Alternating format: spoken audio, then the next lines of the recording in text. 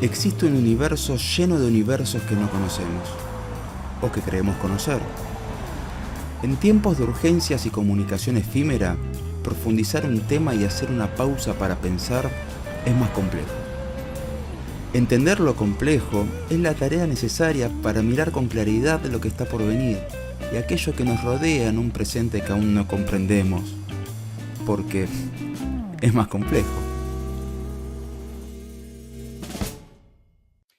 Bienvenidos una vez más a Es Más Complejo, el programa en el que tratamos de analizar distintos conceptos, problemáticas o cosas que están pasando que todavía no nos dimos cuenta que pasan y que por lo general tienen una explicación muchísimo más compleja de lo que uno cree, incluso en la conversación cotidiana. Hoy nos vamos a meter con un tema que es imposible que no despierte pasiones a favor y en contra, las migraciones. Hablar de migraciones desde un país como la Argentina es un tema bastante complejo que simplificamos mucho. Pero si lo vamos a la actualidad, en la actualidad, en el mundo, hay una masa migrante constante, como todos los años. El mundo, la historia del mundo es una historia de desplazamientos de personas. En la actualidad, se estima que hay 280 millones de personas en el mundo que están viviendo en lugares distintos a los que nacieron. Distintos, o sea, se han movido de lugar. Y estamos hablando de migraciones extranjeras, cruzando la frontera yendo hacia otro país. Este dato no incluye a toda la gente que migra internamente. ¿Por qué? Porque acá queremos hablar de la problemática del extranjero, el que se mueve de un lado a otro con distintos motivos, y ese número de 280 millones de personas es muy superior al que existía 30 años antes, casi que lo triplica. Es una bestialidad la cantidad de gente que comenzó a moverse. Obviamente, ese crecimiento de números, si lo tomamos simplemente como de forma nominal, 180 millones, 280 millones de personas, puede obedecer también a la proporción de la cantidad de habitantes que tiene el mundo, que hace 30 años eran 5.000 millones, hoy son 8.000 millones de personas. También puede obedecer a que se hayan relajado aún más las fronteras en los países más desarrollados. Moverse dentro de la Unión Europea cuenta como migración. Si una persona vive en Alemania y se muda a Austria, a Francia, a España o Italia, está migrando dentro de la Unión Europea y por distintas circunstancias. Pero es un número a tener en cuenta. ¿Por qué? Porque de la migración que siempre hablamos es la migración que genera ciertos conflictos. Hay un montón de palabras que fueron surgiendo en los últimos años que despiertan muchos temores, van de la mano con teorías, para variar, siempre aparece alguna teoría. Está la teoría del gran reemplazo. Es una teoría que en el Reino Unido prendió mucho como una de las bases para empujar al Brexit, a la salida del Reino Unido de la Unión Europea. El gran reemplazo estaba en la cantidad de inmigrantes que estaban, olvídense de los musulmanes, la cantidad de inmigrantes que estaban ocupando puestos en trabajos agropecuarios. Y esos inmigrantes no eran musulmanes, eran portugueses y albanos. Probablemente fueran católicos o ortodoxos, pero no eran musulmanes. Y la verdad es que esos puestos estaban quedando vacantes también por ascenso social de las propias familias. Si una familia lleva 5 o 6 generaciones de trabajo agropecuario manual, probablemente se sienta estancada. Si la familia fue evolucionando y el padre trabajó el campo, el hijo ya tuvo otra educación y decide administrar un comercio, y el hijo del hijo decide tener una educación universitaria, la familia se la puede costear, es algo lógico que ese puesto laboral va a quedar vacante para otra persona. Esta dinámica se da en todo el mundo. Las migraciones, por lo general, de trabajos manufactureros no le quitan el trabajo a nadie, lo sabemos. Cada vez que una persona ve a alguien atendiendo un kiosco a las 2 de la mañana, se debería preguntar a quién le está robando el puesto de trabajo ese señor que está atendiendo un kiosco a las 2 de la mañana. A mí por lo menos no. Al que está comprando a las 2 de la mañana probablemente tampoco. Em, en la actualidad, el crecimiento también tiene una brecha de género. Hay un 52% de los migrantes extranjeros que se mueven por el mundo que son hombres, contra un 48% de la mujer. Puede parecer poco, pero también es un crecimiento, porque antes estaba bastante emparejado en 50 y 50. más o menos 0,2 puntos, pero siempre estuvo bastante emparejado. Eso también nos lleva al otro punto para medir las migraciones, que tiene que ver cuando un miembro de la familia se va para mejorar la economía de su propia familia, sin intenciones de mudarse de país para siempre, como si fuera algo pasajero. Y ahí pasamos al gran factor económico de las migraciones, que va más allá de si un país tiene una mano de obra extranjera para producir, sino que vamos al punto de las remesas. Las remesas es el dinero que un trabajador envía al país donde está su familia, generalmente a su país de origen. El mayor receptor de remesas hoy en el mundo es la India. Recibe 111 mil millones de dólares al año en remesas de trabajadores que están fuera de la India y envían dinero a sus familias. El principal proveedor de remesas son los Estados Unidos. Está arriba, pero por lejos, en 76 mil millones. Tampoco es que son tan grandes como uno imagina, pero sí más, casi triplica al que le sigue, que no es otro país que los Emiratos Árabes Unidos. Emiratos Árabes Unidos es un país que recibe mucho trabajador extranjero. Y en algunas partes de Arabia de la península arábiga se llega a extremos como los de Dubái, donde el 88% de la gente que vive en Dubái, 88%, casi 9 de cada 10 personas que viven en Dubái, no son nacidos en Dubái. La migración es un fenómeno que abarca a todo el mundo. En la Argentina, o sea, imagínense, si ese 90% es una bestialidad. Bueno, en Estados Unidos, ¿cuánto debe ser con toda la problemática y el tema que se está hablando en los Estados Unidos y el tema de campaña de la última presidencial en los Estados Unidos, todo centrado respecto de las migraciones? El 10%. 10, 11%. El peor de los años, un pico del 14%. Peor, entre comillas. Porque de hecho, hoy, el único factor que explica el crecimiento demográfico de Estados Unidos es la migración. Ya tuvimos un programa en este mismo ciclo donde hemos analizado la baja en la tasa de natalidad como fenómeno global. En los Estados Unidos también es un fenómeno global y el único factor que explica el crecimiento poblacional hoy en los Estados Unidos es ese 10% de inmigrantes, 11, 12, dependiendo del año. No hay, evidentemente, no se puede reemplazar un 100% con un 10% de personas que vayan a reemplazar las manos de obra. Y en el caso de la Argentina, el 95% de las personas que viven en la Argentina son nacidos en la Argentina. Puede jugar un poco el sesgo de percepción por proximidad, que si uno vive en una gran ciudad, sienta que el país está recibiendo una oleada masiva de inmigrantes, porque la mayoría de los inmigrantes siempre comienzan por la gran ciudad. Pero la verdad es que las estadísticas son bastante claras. Estamos hablando de estadísticas oficiales. El 95% de la gente que vive en la Argentina nació en la Argentina. Y la Argentina en sí mismo tiene una historia migratoria muy, muy interesante y todos lo sabemos. Simplemente que a veces parece que nos olvidamos al momento de tener que hablar de migraciones. En la Argentina a mí me gusta tomar el siguiente parámetro. Hay un hospital que lleva el nombre de una comunidad. Bueno, esa comunidad fue muy importante para poder construir ese hospital, porque se construyó con pequeños aportes de cada una de las personas de esa comunidad. En la Argentina tenemos un hospital italiano, un hospital francés, un hospital español, un hospital gallego dentro de España, pero por sus propios medios, el hospital británico, el hospital israelita, el hospital sirio-libanés. Hay hospitales, la mayoría de ellos hoy privatizados, en manos privadas, la suizo-argentina. Está lleno de comunidades que fueron importantes para la Argentina en su etapa de mayor migración. En la ciudad de Buenos Aires, a principios del siglo XX, 1 de cada 2 habitantes, la mitad de la ciudad de Buenos Aires, era extranjera. La mitad era extranjera. Y solamente 3 de cada 10 venían de España. El resto venían de países que no hablaban español. ¿Qué hizo la Argentina para eso? Fue una política de Estado, se fomentó una política de Estado. Y cada vez que se cree que, bueno, mis abuelos vinieron acá y no le pidieron nada al Estado, o era otro tipo de migración, es un poquito más complejo. Para comenzar el comentario sobre ese tema, los invito a ver el siguiente video. Acá el inmigrante dormía y comía. La estadía era gratuita por 5 días por reglamento, o sea, por la ley, pero podía extenderse en caso de enfermedad o por no haber conseguido el empleo, porque acá el inmigrante debía irse con su trabajo.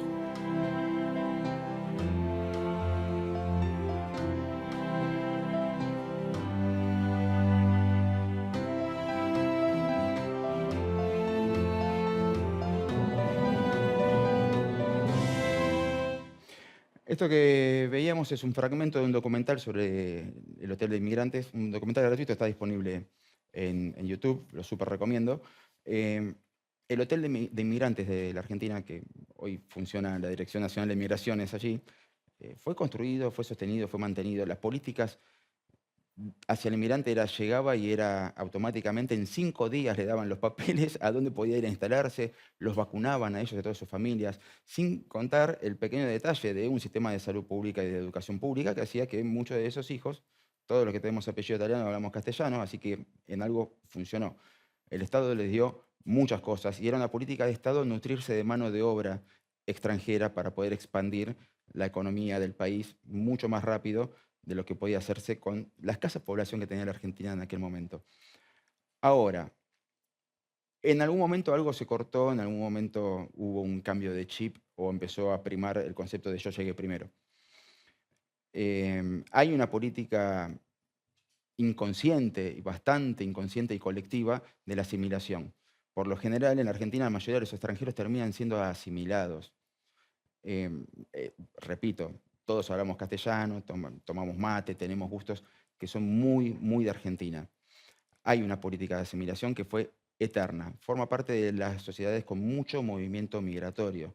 Se da el mismo fenómeno en muchas grandes ciudades del mundo. Van mutando la cultura, van mutando permanentemente y no se puede hacer prácticamente nada contra esa mutación. Ahora, ¿cuáles son los problemas reales frente a la inmigración? ¿Cuáles son los problemas vinculados al crimen? Es lo primero que se nos viene a la mente. Y en realidad el mayor problema es no tener un crecimiento hoy, un crecimiento poblacional. Nosotros vemos y consumimos noticias de problemas vinculados a inmigrantes en el extranjero, puntualmente en Europa. Hay un serio problema con los refugiados que cruzan de África a Europa en un cementerio que se ha convertido en el mar Mediterráneo, donde han perdido la vida 25.000 personas en los últimos 10 años. 25.000 personas es un montón. Y recién empezamos a prestar la atención cuando un niño de 3 años apareció su cuerpo tirado en una playa.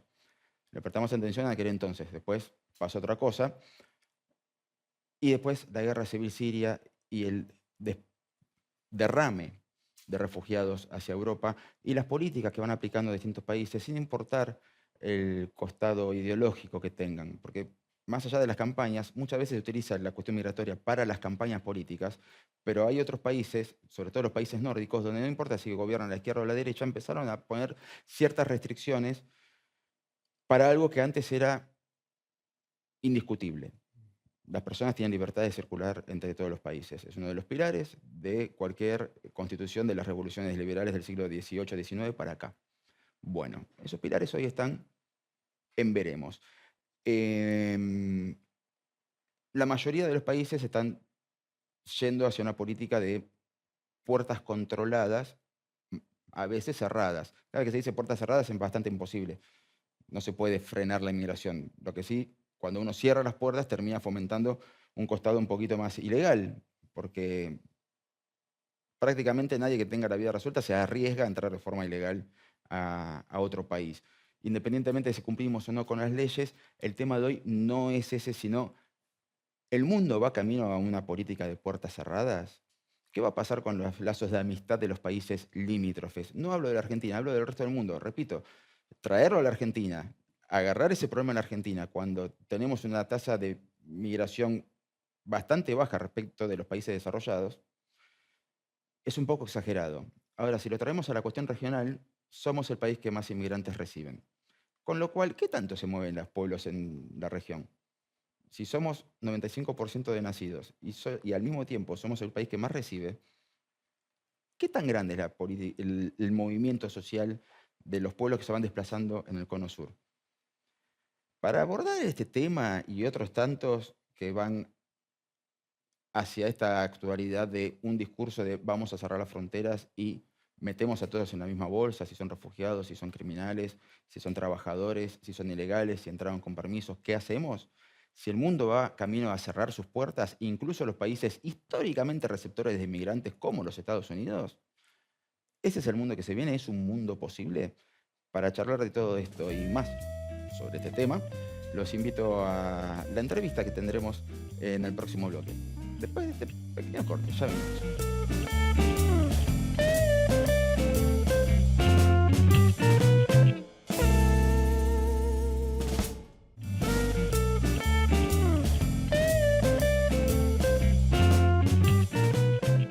Muy bien, continuamos en Es Más Complejo con el tema de hoy, migraciones, y nuestro invitado que va a venir a clarificarnos muchas cosas, eso espero, ya le estoy metiendo mucha presión, es Pablo Seriani Cernadas, a quien ya le doy la bienvenida. Muchas gracias, Pablo, por acercarte, y lo presentamos del siguiente modo.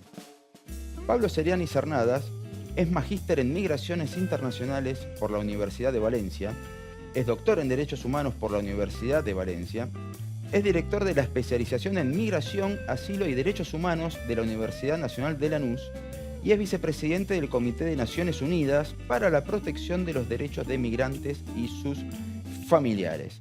Credenciales para hablar del tema hay sobre migraciones. Muchas gracias por la invitación. No, por favor. A nivel internacional hay un triple de migraciones, al menos de lo que se puede medir, de volumen migratorio. Hay que ver si antes se medía de la misma manera, lo desconozco.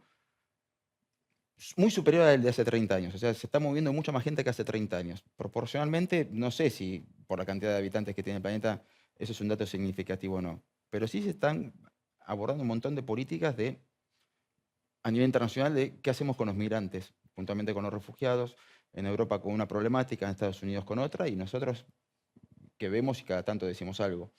¿Es el mundo un lugar que está yendo a una política de puertas cerradas? A ver, primero, como decías, efectivamente el porcentaje de migrantes en la población mundial viene creciendo de manera más acelerada que antes en las últimas décadas. Igual seguimos hablando cerca de un 3-4% de la población mundial, o sea, no es un número tan significativo, pero todo indica que son porcentajes que seguirán creciendo. ¿Por qué? Los factores estructurales que empujan a las personas a migrar, en el centro tal vez estaría la distribución de la riqueza, ¿no? La desigualdad, pero luego vinculado a la desigualdad, múltiples formas de violencia, conflictos armados, étnicos, religiosos, políticos, etcétera, etcétera, ¿no? La lucha por recursos naturales, etcétera. Digo, esos factores están y se han ido agudizando, ¿no? Las desigualdades dentro de los países, entre regiones, ¿no? Lo que empuja a migrar, con el agregado de un mayor desarrollo tecnológico de la comunicación a través de celulares, el transporte, etcétera, que independientemente de la mayor facilidad o trabas para migrar, facilitan que igual de facto las personas puedan circular de un país a otro, de un continente a otro, atravesar mares, etcétera. ¿Sí? Pero paradójicamente o no, al mismo tiempo que estamos en una sociedad global muy desigual que empuja a las personas a migrar, sobre todo en los lugares donde los niveles de violencia o desigualdad son más altos, muchas de las decisiones crecientemente están dirigidas aparentemente a frenar esa migración.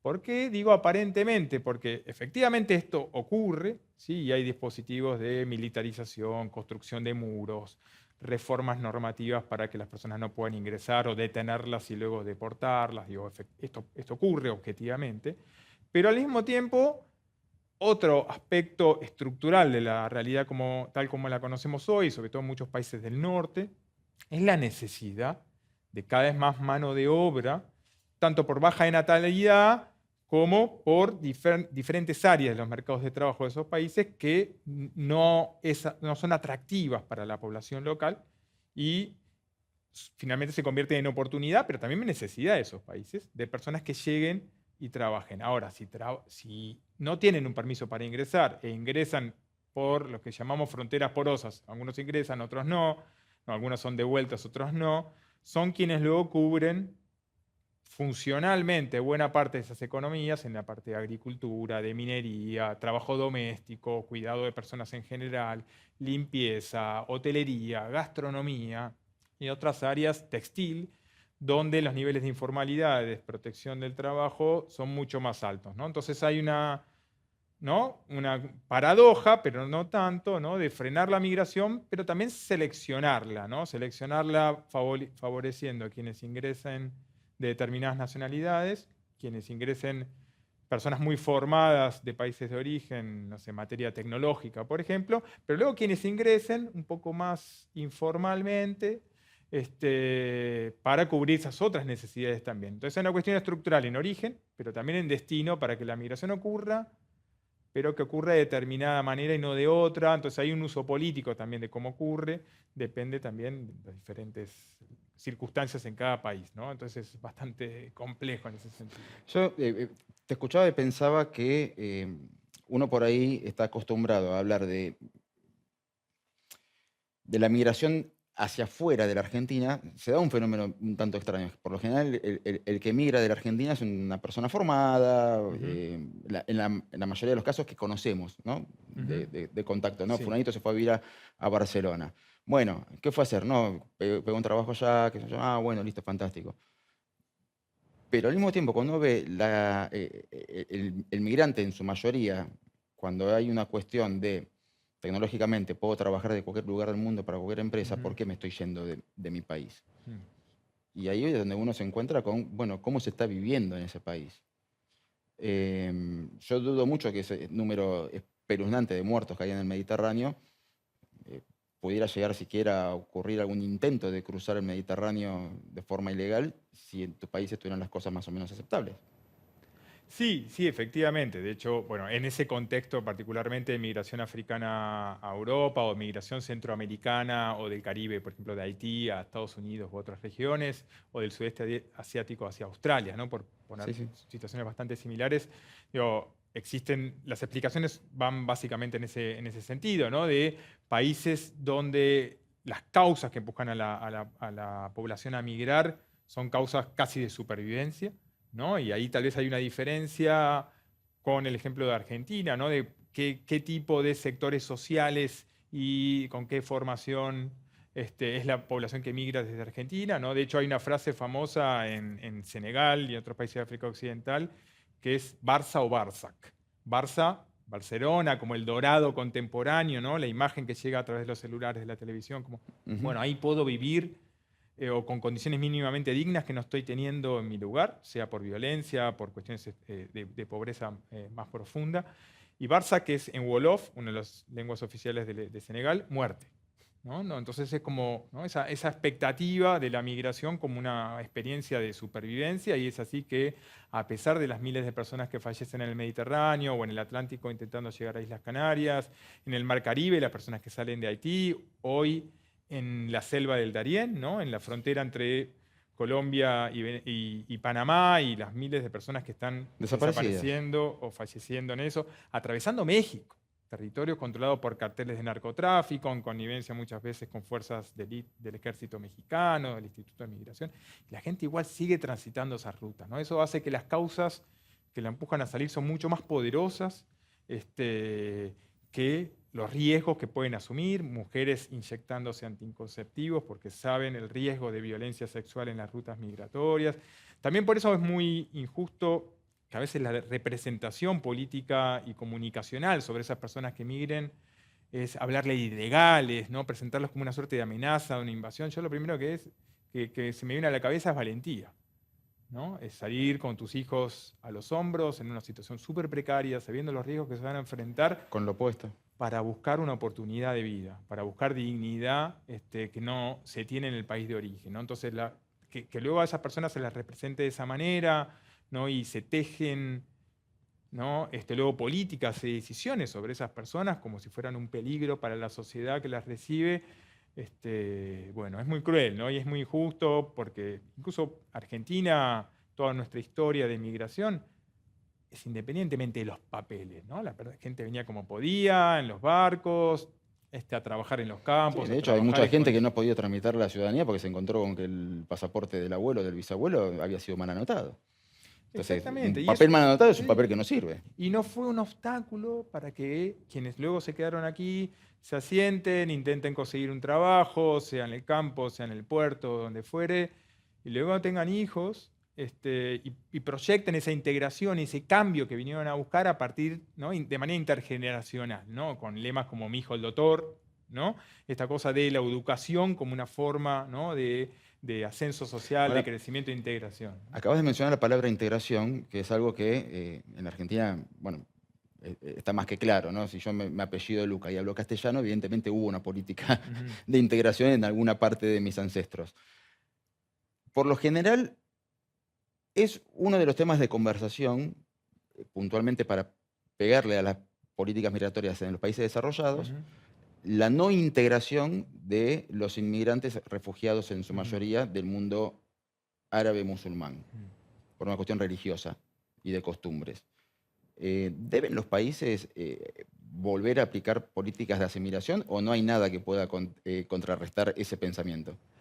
Está muy bien la pregunta. A ver, Europa tiene una particularidad y sobre todo, tal vez el ejemplo se ve mucho en los debates en Francia y Gran Bretaña, pero luego en otros, en Países Bajos, etc.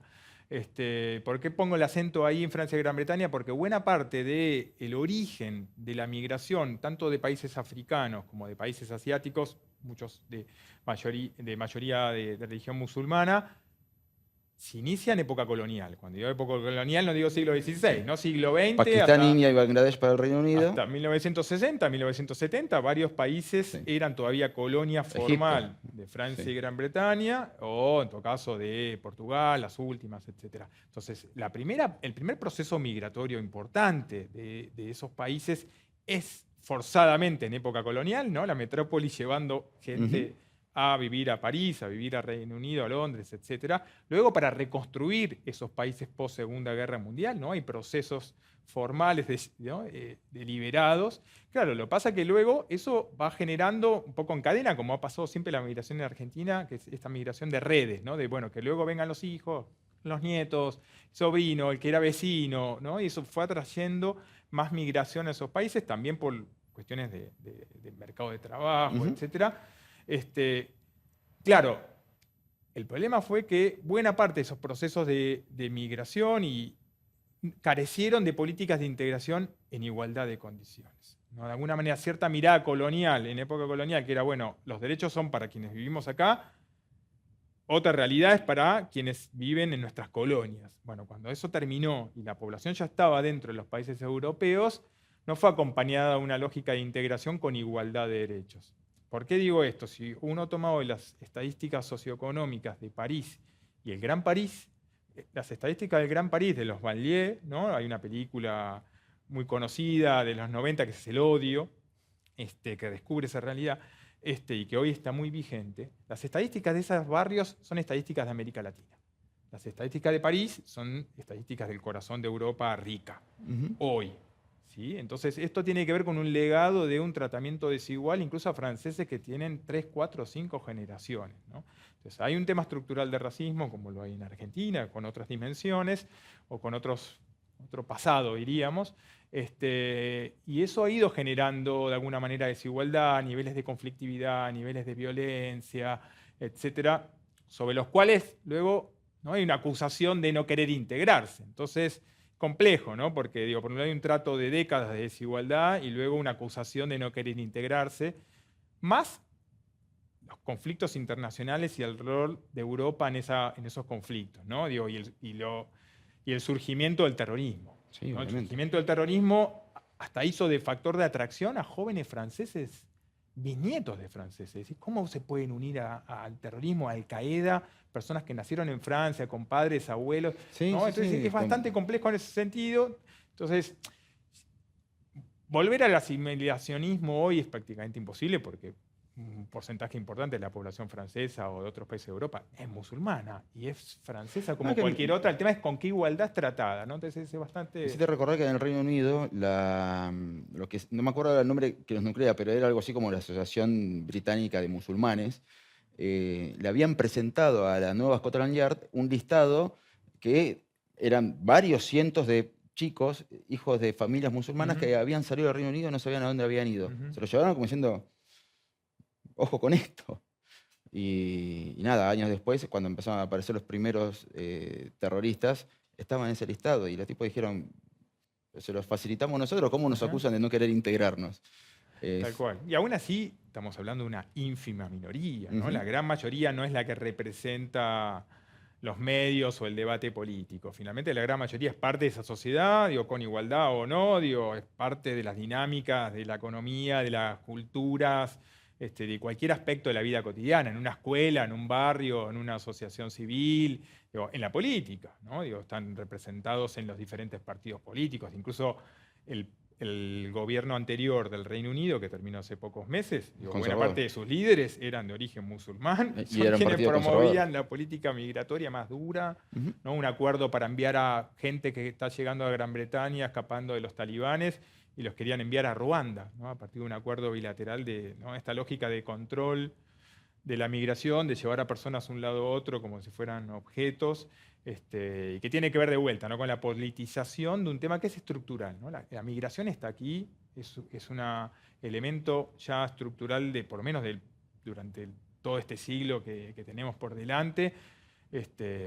Y bueno, luego está en quienes toman hoy las decisiones cómo trabajar, con qué niveles de responsabilidad, ¿no? No, me estás haciendo sentir culpable con un pensamiento bastante silenciado, ¿no? Vengo a la Argentina, nos paramos con Argentina, y hay una corriente migratoria que por ahí puede llegar a decir, che, se nos está llenando el país de estos inmigrantes. Y a la vez no hacemos el mismo comentario de, no les obliga, de un día para el otro el país se inundó de gente que rajaba de la guerra en Ucrania, de ucranianos y rusos, nosotros no sabemos diferenciar quién es quién, Exacto. y también se nos llenó, cuando voy a los papeles, son pocos, pero están concentrados por ahí en un mismo barrio, de clase media tirando para arriba, de estudiantes brasileños que vienen a estudiar a la ciudad de Buenos Aires. ¿Somos un país que sigue captando muchos inmigrantes? Eso en primer lugar, y después, ¿por qué unos molestan y otros no? A ver, primero tal vez la parte como más objetiva, que son los números. Argentina hoy tiene censo de 2022, pero que se actualizó en 2024 para el tema de personas extranjeras, tiene un 4,2% de su población extranjera. Este es el porcentaje más bajo de su historia. En números totales es 1,9 millones de personas. En 1960, en Argentina había 2,5 millones de extranjeros, ¿sí? O sea, 65 O sea, años de... nominalmente tenemos menos inmigrantes. 65 años después, cuando la población argentina se duplicó en ese mismo periodo, ¿no? Entonces estamos hablando de un número muy bajo que viene bajando año tras año, ¿no? Esto tiene que ver de vuelta con qué oportunidades tienen y si hace atractiva o no, y esto explica por qué buena parte de la migración que en las últimas 3, 4 décadas viene a Argentina ha elegido mejor ir a Chile o mismo ir a Brasil o ir incluso a Ecuador o Perú u otros países de la región, Colombia. Entonces, en ese sentido, los números son bastante bajos, entonces no hay un tema migratorio de que estén llegando, no, lejos de eso. Ahora, ¿cuál es tal vez esa diferencia en la mirada, en la representación política también y en los medios de comunicación? De manera bastante simple hay una palabra que la define, que es racismo. ¿Por qué digo esto? Porque el tipo de migrante de América Latina o de África, ¿no?, senegalés, por ejemplo, que llega a Argentina, no difiere mucho en cuanto a condiciones previas de formación o de preparación para el trabajo, etcétera, que la gran mayoría de migración que llegó de Europa entre fines del siglo XIX y principios del siglo XX, ¿no? Están los libros en el Museo de Migración No, en incluso Buenos saben leer y Aires, escribir. agricultor, ganadero, albañil, agricultora, ganadero, agricultora. Digo, esos son los libros, está clarísimo. De hecho, en realidad esta migración está porcentualmente mucho más preparada en términos de haber terminado secundaria, un 30% es profesional de la migración latinoamericana, etc. Ahora, también hubo rechazo a la migración europea, ¿no?, sobre todo cuando los trabajadores del campo Sí, empezaron a pelear derechos. Eso es algo que no se recuerda mucho, pero, ¿No? Bueno, pero sí. Osvaldo Bayer lo describió perfectamente, la Patagonia rebelde, los fusilamientos. El tema era social, condiciones laborales básicas, y se convirtió en una acusación de que todos los migrantes que vinieron son unos fascinerosos, revoltosos, y había que fusilarlos o deportarlos. Y ahí se aplica la ley de residencia de 1902. Ahora, con los migrantes de ahora, la diferencia no es en qué tipo de capacidades y de contribución al crecimiento de Argentina, que son claves para buena parte de la economía argentina, textil, agrícola, cuidado, comemos fruta y verdura gracias a que hay bolivianos en el país y que introdujeron avances tecnológicos, Sí. etc. Son el 10% de todos los profesionales del ámbito de la salud. Hay números de todo tipo sobre el aporte de la migración. Ahora, muchos de ellos son de origen indígena o negros de color piel negra, ¿no? Y esto se asocia a un problema estructural de la sociedad argentina en general, es cómo tratamos a nuestras comunidades indígenas, y ahí los indicadores sociales son muy claros, ¿no? Uno va a Salta, al Chaco salteño, Formosa, varias provincias, y los indicadores son gravísimos, ¿no? Chicos que se mueren por falta de agua potable, ¿sí? Cómo reconocemos que Argentina es una Argentina con lo que se llaman afrodescendientes, con personas que fueron traídas como esclavas y sus descendientes son parte de la población argentina. Esa invisibilidad o esa desigualdad también marca cómo nos miramos a nosotros mismos, ¿no? Hay buena parte de la sociedad argentina que sigue pensando que somos una sociedad culturalmente homogénea, que solo habla castellano, que solo vino de Europa, ¿no? Entonces esa negación a nuestra diversidad también impacta en cómo miramos de manera diferenciada a quienes vienen de otros países según su color de piel, según ciertos orígenes culturales. Entonces creo que eso explica luego también el trato en general, ¿no? Al alquilar una vivienda, al otorgar o no un trabajo, al representarlo en el medio de comunicación, ¿no? Entonces creo que en mi opinión va por ahí, ¿no? Hay políticas de cambios de migraciones en países desarrollados de distinto signo político. Yo hace un rato citaba el caso de los países nórdicos, que un país está gobernado son países parlamentarios todos, ¿no? Pero uno está gobernado actualmente por el ala conservadora del Partido Conservador, 2 de centro y 1 de izquierda. Y entre los 4 se pusieron de acuerdo, o sea, Noruega, Dinamarca, Finlandia y Suecia se pusieron de acuerdo a modificar la ley de refugiados. Creo que ya van refugiados de países que ya no estaban más en guerra, debían iniciar el papelerío de vuelta, si se querían quedar, porque ya no eran refugiados. Pero es un cambio en la política migratoria, sin importar el signo político. Por ahí con cierta lógica, o no lo sé, pero es un cambio. Y después uno va a Estados Unidos y se encuentra con ese discurso vigente en el oficialismo actual de Estados Unidos de que los inmigrantes deberían tener miedo, a tal punto que no importa si sos ciudadano. Han deportado un par de ciudadanos que tuvieron que pedirle disculpas después al devolverlos. ¿Qué cambia como para, más allá de sumar votos, pero económicamente, ¿hay algo que explique esa necesidad? Primero está muy bueno el comentario que hiciste al comienzo. Efectivamente, las políticas migratorias no necesariamente difieren de manera abrupta entre la tendencia del gobierno. Tal vez lo que sí cambia es el discurso. No hay partidos de centro-izquierda, sobre todo en Europa, pero también en la región, en Chile, cuya política migratoria es muy restrictiva, ¿no? Tal vez lo que no tienen es ese lenguaje anti-inmigrante de acusar a los inmigrantes de cualquier problema que tenga la sociedad, ¿no? Ahí los sectores más conservadores o los gobiernos más de derecha, diríamos, son quienes promueven esos discursos más antimigratorios, pero luego las políticas pueden no diferir tanto. Ahora, lo preocupante es, hay mucho uso político y que tiene que ver con fines electorales exclusivamente, eso efectivamente es así.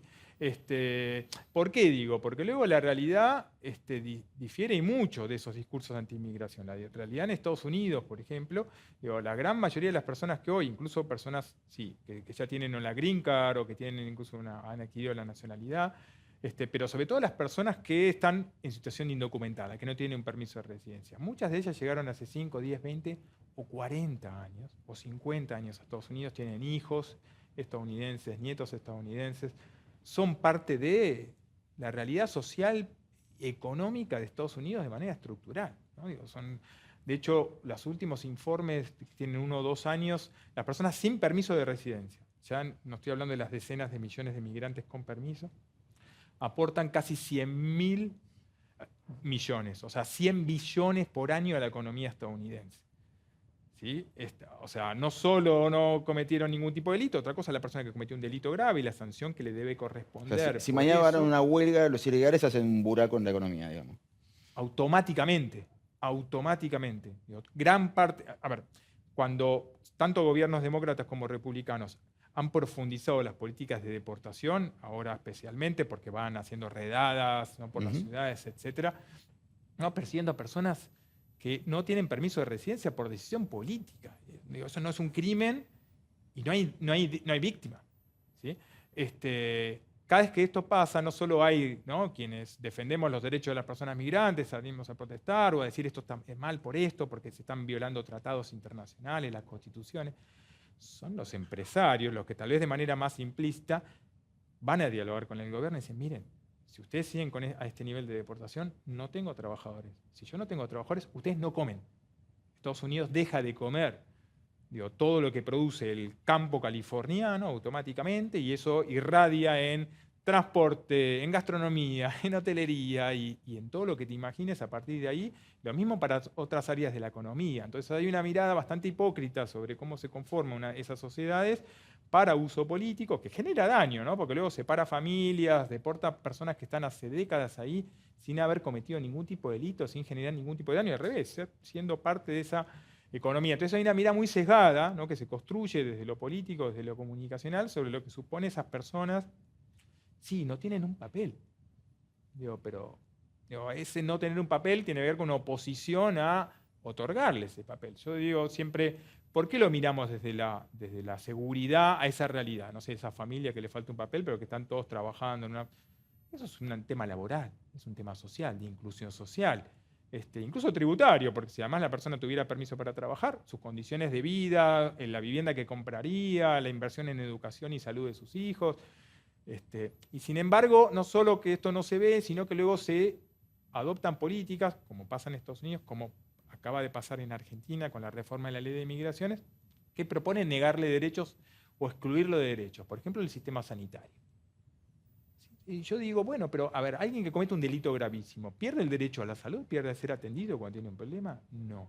Estas personas que no han cometido ningún tipo de delito, que son parte de la sociedad, ¿por qué pierden el acceso a la salud? Porque les falta un documento o porque hay una residencia temporal y no definitiva, ¿no? Y entonces hay preguntas y hay temas que están fuera del debate por esta cosa de la rapidez y de la velocidad del debate centrado en lo electoral, en lo político, en cómo repercute en quién va a votar que yo diga que los inmigrantes son un peligro. Y aparte hay cuestiones que ya pasan a ser discusiones perdidas, ¿no? Porque uno le contestan, bueno, pero no pagan impuestos para sostener eso. Y es imposible circular por la Argentina, hacer nada sin pagar impuestos. Compraste un alfajor, pagaste impuestos. Exacto.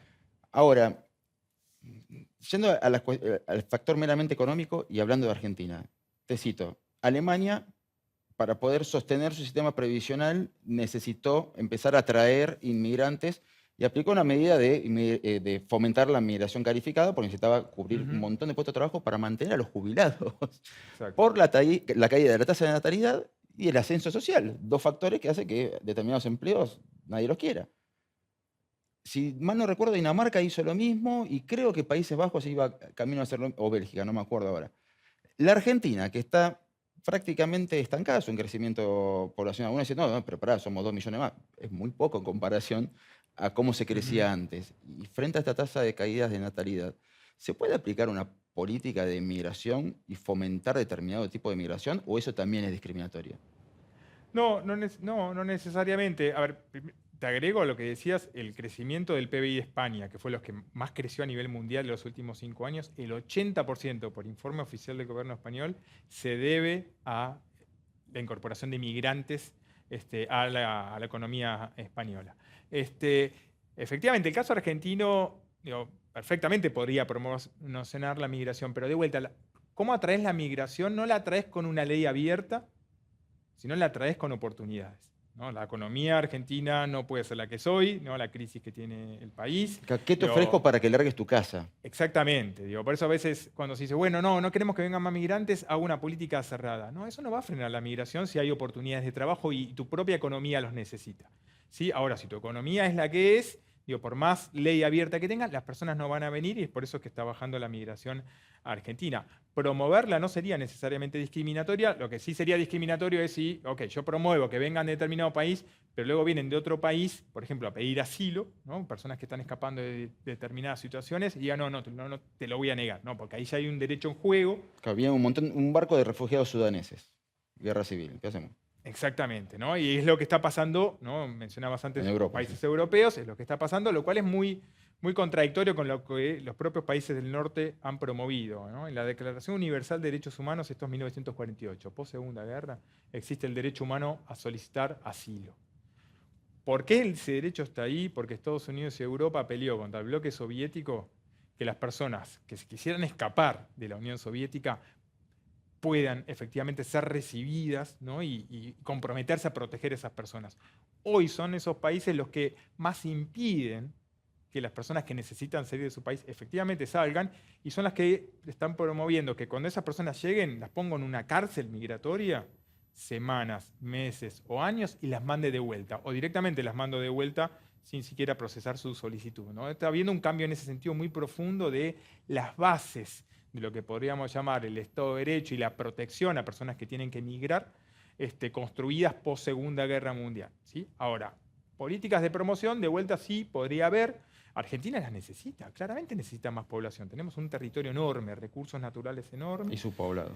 Y muy poca poblada. Claro, tiene que haber voluntad política, primero de crear las oportunidades, luego de generar oportunidades de trabajo y cierta distribución de la riqueza para que esas personas puedan insertarse, pueda ser un país atractivo en ese sentido, y eso implica necesitar trabajadores y trabajadoras de diferentes ámbitos de la economía, ¿no? Entonces, ahí una política podría promoverla, pero bueno, no puede ser una política migratoria aislada, ¿no? O sea, las políticas tienen que ser de desarrollo integral, ¿no? Y eso incluye la población como cualquier factor de desarrollo. Pablo, nos quedaron un montón de cosas en el tintero. Se nos fue volando el tiempo, literalmente. Un placer que hayas venido, te vuelvo a agradecer.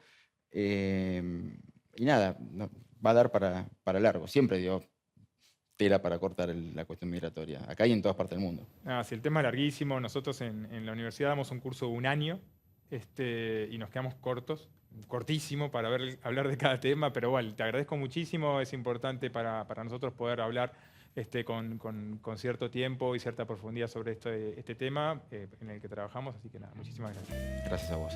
Y nosotros nos vamos al último pequeño corte de Más Complejo, ya venimos con el final del día de hoy, ya venimos.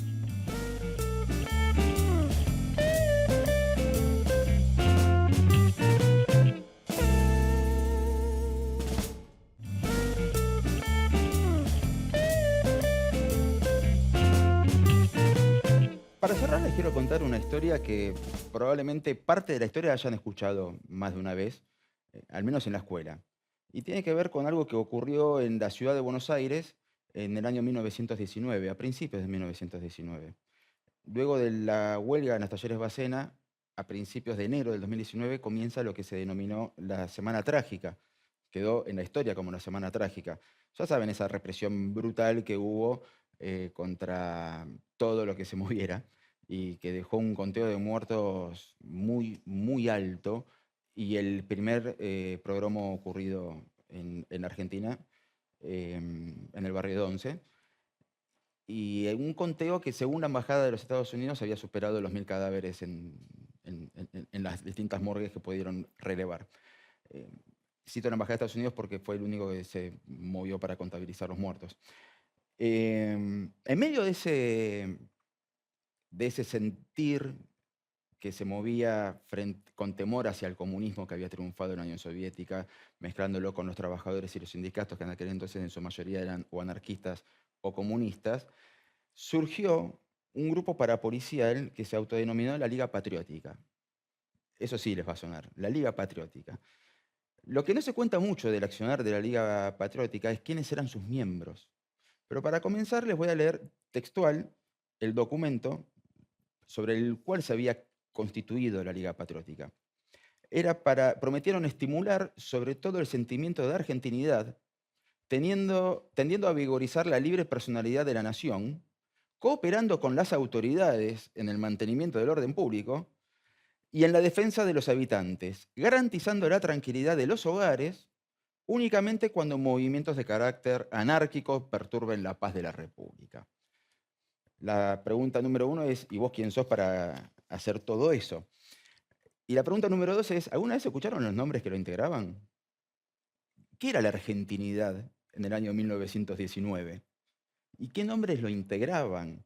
Hablamos de Luis de Lepiane, que era hijo de la asturiana Perfecta Mastacha, o sea, hijo de inmigrantes. Ángel Gallardo era hijo de un inmigrante que había llegado de Uruguay. Carlos Tornquist es hijo de un matrimonio alemán. El sacerdote Miguel Andrea había nacido en el seno de una familia italiana.